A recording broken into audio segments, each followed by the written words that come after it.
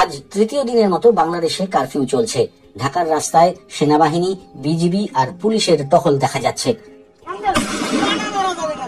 সোমবার ঢাকা মহানগর পুলিশের অতিরিক্ত কমিশনার হারুনার রশিদ বলেছেন, কোটা সংস্কার আন্দোলনকে কেন্দ্র করে সংঘাত সংঘর্ষ, হামলা, ভাঙচুর, অগ্নিসংযোগের ঘটনায় জড়িতদের চিহ্নিত করে মামলা দায়ের করা হচ্ছে।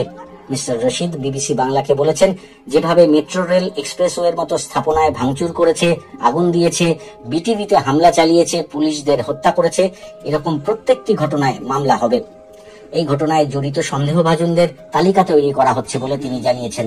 এর আগে রোববার নাশকতাকারীদের ধরতে দেশব্যাপী চিরুনি অভিযান শুরু হয়েছে। নাশকতাকারীদের ধরিয়ে দিলে পুরস্কার দেওয়া হবে বলে জানিয়েছেন বাংলাদেশ পুলিশের মহাপরিদর্শক চৌধুরী আব্দুল্লাহ আল মামুন। কোটা পুনর্বহাল করে হাইকোর্টের দেয়া যে রায় আপিল বিভাগ বাতিল করেছে, সে বিষয়ে আজই প্রজ্ঞাপন জারি হতে পারে বলে জানিয়েছেন জনপ্রশাসন মন্ত্রী ফারহাদ হোসেন। তিনি বিবিসি বাংলাকে বলেছেন, কোটার প্রজ্ঞাপন প্রস্তুত করে রাখা রয়েছে, প্রধানমন্ত্রী অনুমতি দিলেই এটা আমরা দেব। তবে আগামীকাল মঙ্গলবার সকালেই প্রজ্ঞাপন দেওয়ার সম্ভাবনা বেশি। তবে এর মধ্যে তিনি যদি অনুমতি দেন তবে এটি দিয়ে দেওয়া হবে। একই সাথে কিভাবে সাধারণ ছুটি বা কারফিউ বিষয়ে সিদ্ধান্ত নেওয়া হবে সেটিও বিবেচনাধীন রয়েছে বলে তিনি জানিয়েছেন।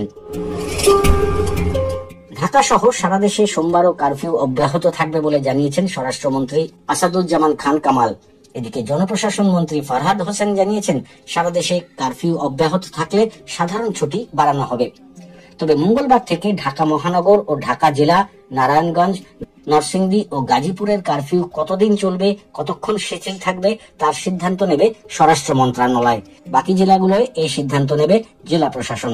অন্যদিকে ইন্টারনেট বন্ধ, মোবাইল ফোনও ঠিক মতো কাজ করছে না। তাই প্রবাসী বাংলাদেশিরা বড় সমস্যায় রয়েছেন। তারা দেশে পরিবারের সঙ্গে যোগাযোগ করতে পারছেন না, এমনটা বহু মানুষ বিবিসির ফেসবুক আর ইউটিউবে মন্তব্য করছেন। বিজেএমই এর vice president Asad Jamal Dipu BBC বাংলাকে বলেছেন, সরকার একটা প্রস্তুতি নিচ্ছে, আজ সোমবার রাতে হয়তো ইন্টারনেট ছেড়ে দেবে। তার কথায় পরিস্থিতি যত দ্রুত সম্ভব স্বাভাবিক হওয়া দরকার, যেহেতু এখানে কর্মসংস্থানের ব্যাপার রয়েছে। তাছাড়া ইন্টারনেট ছাড়া পোশাক কারখানা চলে না বলে তিনি মন্তব্য করেন।